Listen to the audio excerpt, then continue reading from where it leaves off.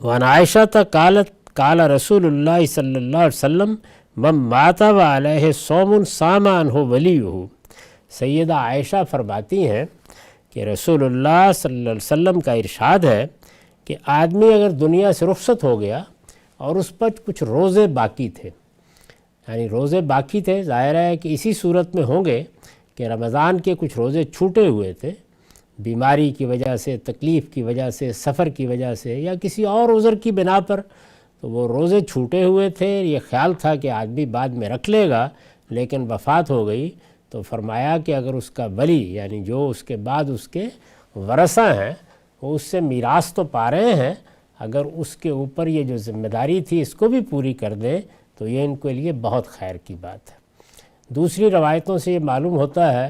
کہ اگر اس کا حوصلہ نہ ہو یا اس کی ہمت نہ ہو تو فدیہ ہی کم سے کم دے دیا جائے۔ یہ بات ٹھیک ہے، اس لیے کہ ذمہ داری کو ادا کرنا، قرض کو ادا کرنا، کوئی چیز لازم تھی اور کسی وجہ سے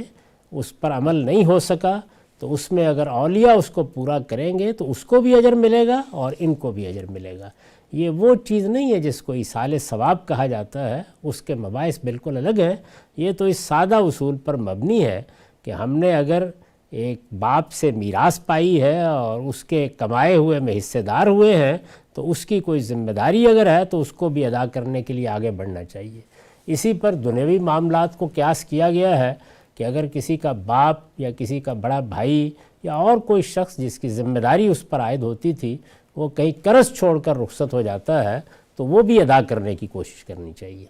یعنی ادا کرنے کی کوشش کرنی چاہیے۔ ممکن حد تک اگر ایسا ہو سکے تو یہ باعث اجر بنے گا، بس اتنی بات ہے، اس سے زیادہ کوئی چیز نہ یہ ہے نہ اس سے استنباط کرنی چاہیے۔ وآخر دعوانا الحمدللہ رب العالمین۔